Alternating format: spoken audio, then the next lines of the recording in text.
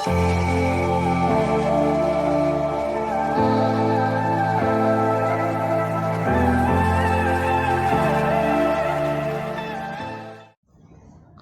salam sejahtera di dalam kasih Tuhan Yesus Kristus. Kembali kita diberikan kesempatan untuk kita saling mengingatkan, saling memperhatikan, saling menguatkan, ya. Nah, kalau kita lihat saat-saat ini banyak sekali, ramai sekali di sosial media itu pendapat-pendapat para hamba-hamba Tuhan, banyak juga yang sharing. Nah, ada beberapa topik yang ada di dalam pemikiran saya, yaitu tentang apakah keadaan pandemik ini adalah satu hukuman dari Tuhan. Nah, itu ada pro dan kontra sampai seru, ya. Lalu, apakah ini masa penampian? Boleh dibilang iya. Karena kalau kita lihat itu dibilang di firman Tuhan dikatakan bahwa nanti akan yang jahat semakin jahat, yang kudus semakin kudus. Kalau kita dibiarkan dengan saat-saat seperti ini dan kita nggak tahu apa yang harus kita lakukan, boleh dikatakan nanti kita jangan-jangan dari dalam penampian ini kita menjadi yang terhilang kalau kita tidak waspada akan keberadaan kita di dalam situasi seperti ini. Dan kalau kita lihat banyak sekali orang yang mengirimkan berita-berita, kata-kata, ya. Salah satu yang menjadi diri saya tertarik yaitu salah seorang anak kecil Afrika, ya, African girl itu. Dia waktu itu ada satu perkumpulan, dia mengambil air lalu dia berkata dia melihat Tuhan. Ya, kalau mungkin saudara-saudara udah banyak yang lihat, ya, karena video ini udah sampai ke saya 3 kali putaran dari berbagai macam sumber gitu, ya. Jadi video ini udah viral di mana anak itu menutup matanya, dia bilang gini, aduh silau begitu, ya. Dan dia bilang dia melihat sosok baju putih dan bilang repent, bertobatlah, Yesus akan segera datang.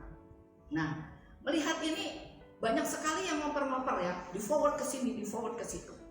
Nah, terus saya sampai ke pemikiran begini, kita saling mengoper kata-kata baik, kata-kata bijak, kata-kata firman Tuhan, video-video yang seperti ini. Terus saya berpikir, kita yang sudah mendapat dan kita memforward itu hanya memforward meneruskan terus sudah, atau ada efeknya ke kita? Jangan-jangan kita cuma ini bagus kirim, ini bagus kirim. Lalu apa gunanya kalau itu kita jadi tukang poslaan, ya?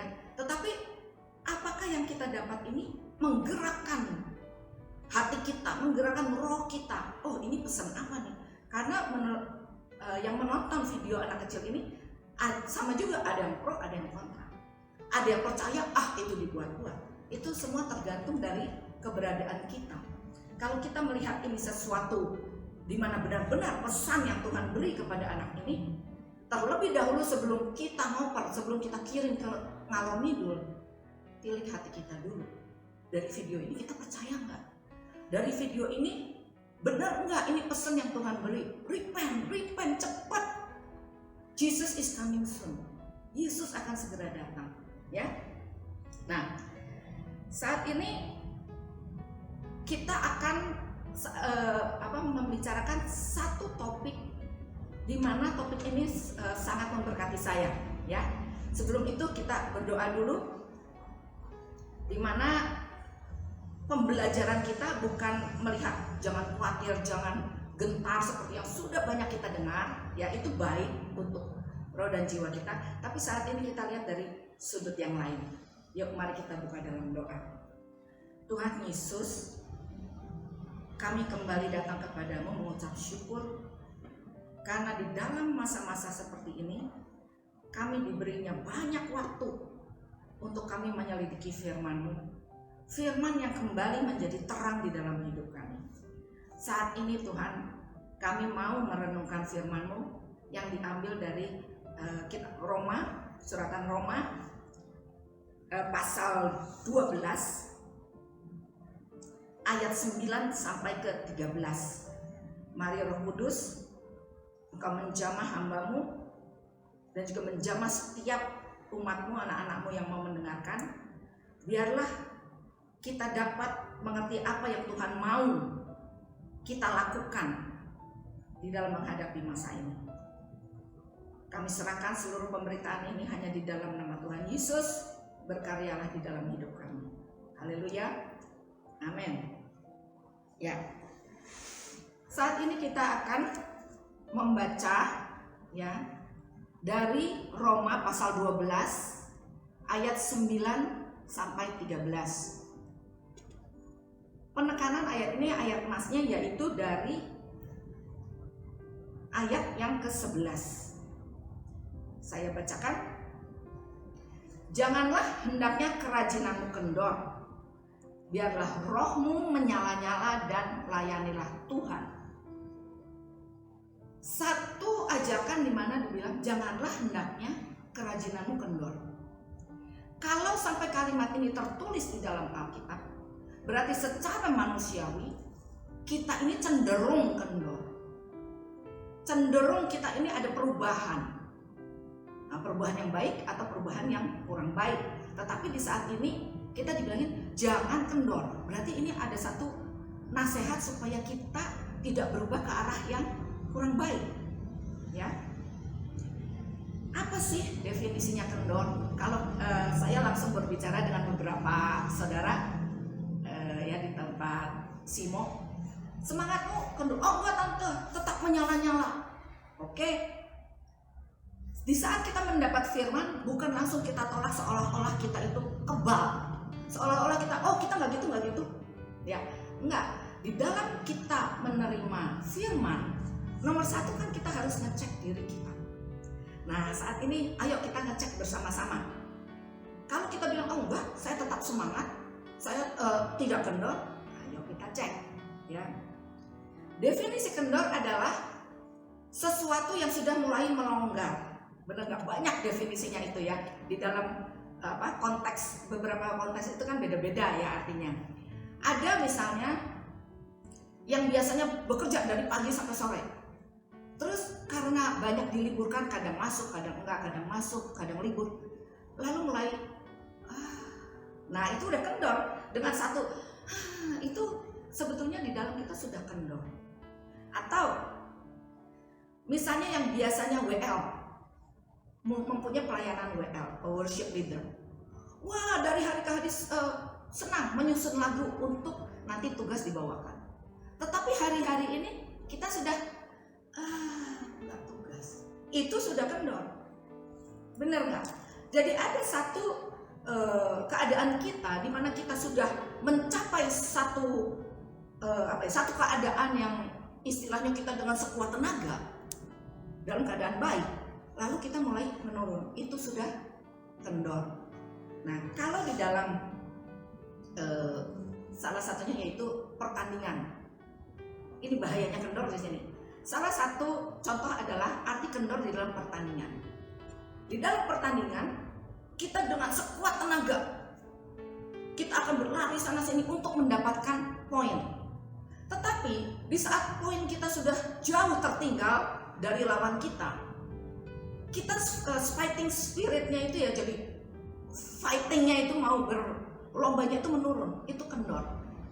Dan sebagai seorang pemain olahraga, sebagai seorang atlet, sebagai seorang olahragawan, di saat posisi kita mulai kendor itu menuju ke kekalahan. Nah, bagaimana dengan kerohanian kita? Kalau kita lupa, kita tidak memperhatikan bahwa kita ini sudah kendor dan kita tidak tahu kalau kita lagi kendor, kita itu sedang menuju kepada satu kekalahan rohani. Nah, apa yang membuat kita kendor? Itu kita harus sadari. Ya, mungkin kita terlalu kecapaian secara fisik, dengan otomatis itu kendor. Dan membawa kerohanian kita biasanya yang semangat doa, semangat baca. Karena kita sibuk, banyak waktu luang sekarang, terus kita mulai berkurang. itu mulai kendor. Atau kadang rutin. Kita sudah terikat dengan rutinitas, paling bangun, paling makan, paling tidur, paling tidak ada tujuan. Dari hari ke hari yang kita lewati, tidak ada goal yang pengen kita capai, tidak ada istilahnya, tidak ada visi ke depan nanti sesudah ini semua selesai, tidak ada misi apa yang harus kita lakukan pada saat-saat ini, kita akan kendor. Tidak bisa dipungkiri, karena kita tidak tahu, sama aja, rutin, nyapu, ngepel, bersihin, beresin, tidur, makan, begitu terus. Ya. Terus apa yang membuat kita kendor lagi? Kita lupa nge-charge. Dan kita tidak bijaksana di dalam memakai waktu-waktu yang kita hadapi, yang kita diberikan lebih daripada hari-hari biasanya. Coba cari apa yang membuat kita kendor. Jangan merasa kita, kita nggak kendor. Pelan-pelan kita duduk, kita merenung, kita mohon Roh Kudus untuk meneliti kita, kedalaman kita, apakah sebetulnya kita ini sudah mulai kendor atau tidak. Ya.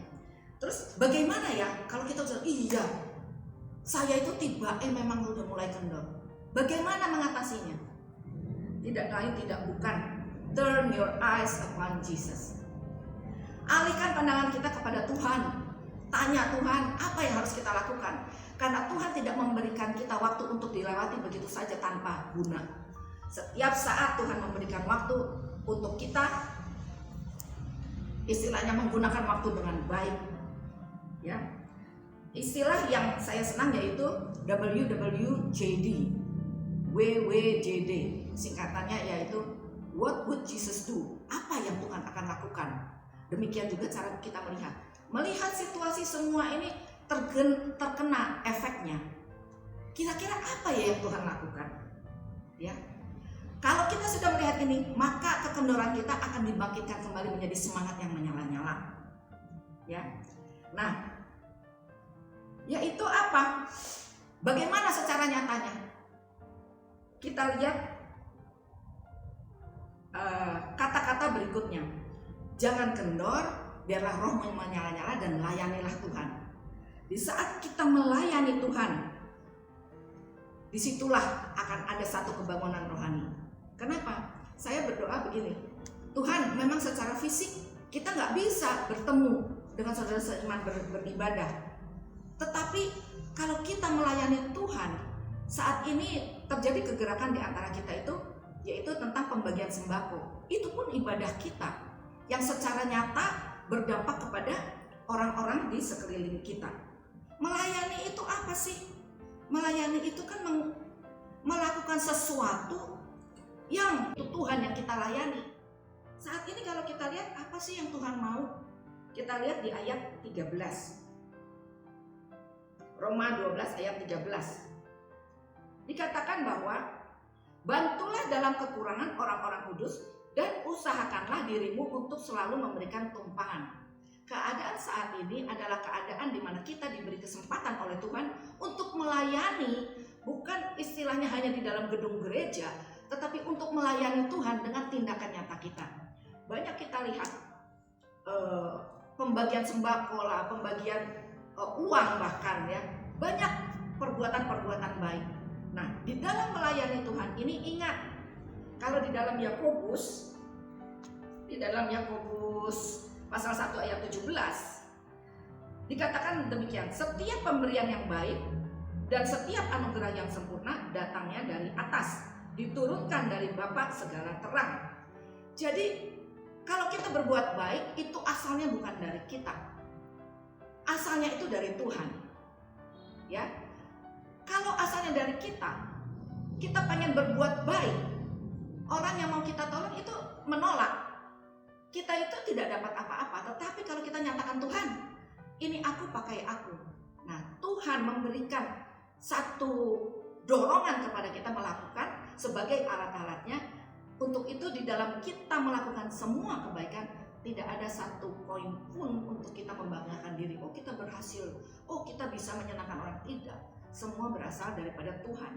Nah, melayani Tuhan yang demikianlah bukan melakukan segala sesuatu yang menurut kita baik, terus kita melaksanakan dengan keinginan kedagingan kita. Di saat kita melayani Tuhan, dengan terlebih dahulu tanya Tuhan apa yang harus kita lakukan. Seperti ayat 13, Tuhan sudah memberi jalan. Ayo bantu, ya, bantulah orang-orang dalam kekurangan. Saat ini banyak sekali orang yang dalam kekurangan. Nah, yang Tuhan mau kita melayani tidak sembarangan melayani, tetapi melayani dengan kasih, karena kasih itulah yang menggerakkan kita, ya. Nah, bagaimana kita melayani dengan kasih? Yaitu kasih itu menyatakan di ayat yang kita tadi baca, dengan roh yang menyala-nyala. Kalau kita lihat arti kata menyala-nyala itu tidak sama dengan menyala. Kalau dibilang roh yang menyala-nyala, api yang menyala-nyala adalah api yang membara, yang on fire. Tetapi kalau menyala, ya dengan adanya, oh itu bara itu menyala, ada. Tetapi kalau menyala-nyala, bara itu sampai berkobar-kobar, ya. Kalau kita katakan, kenapa, apa hubungannya dengan kasih? Kalau kita melakukan dengan kasih, ya, kasih itu menggerakkan kita untuk kita secara berkobar-kobar melayani. Tetapi kalau kita tidak ada kasih, kita melayani itu seadanya, ya. Nah, untuk itu, biarlah renungan yang singkat ini kembali mengingatkan kita. Di ayat tadi dikatakan bahwa janganlah kerajinanmu kendor. Apa yang sudah biasanya kita lakukan dengan baik, dengan segenap hidup kita, dengan sekuat tenaga, tetap jam-jam ibadah yang biasa kita lakukan, kita siap-siap, tetap siap-siap. Kita mempersiapkan firman, tetap mempersiapkan firman. Yang tugas pelayanan musik, apakah kalian juga memuji menyembah di dalam rumah-rumah kalian atau kendor? Ya, itu adalah renungan siang hari ini. Biarlah secara singkat di saat kita merenungkan kembali, bukan kata-kata saya tapi minta Roh Kudus untuk terus berkarya. Di saat saya membaca ayat ini, sungguh-sungguh Roh Kudus terus menambahkan pengertian yang mengubahkan pikiran dan hati saya, yang mengubahkan cara berpikir, cara berkata-kata dan cara bertindak. Ya, itulah yang saya harapkan di saat kita mempelajari satu firman, mengubah hidup kita secara keseluruhan. Untuk itu kembali kepada ayat tahunan kita. Turn your eyes upon Jesus. Arahkanlah pandang kepada Tuhan Yesus. Disitulah kita bisa living victorious, hidup berkemenangan, menghadapi masalah, masa-masa ini pun hidup berkemenangan. Biarlah roh kita menyala-nyala dan layanilah Tuhan. Stay home, stay happy, stay healthy, stay on fire. Biarlah rohmu menyala-nyala dan layanilah Tuhan. Ya, mari kita tutup dalam doa. Terima kasih Tuhan untuk firman yang kembali menjadi bekal untuk hidup kami. Masa-masa yang kami hadapi mungkin kurang enak, kurang menyenangkan, tetapi sekarang kami tahu apa yang harus kami lakukan. Yang kembali menjadi tugas kami untuk tetap membawa hidup ini dipersembahkan kepada Tuhan.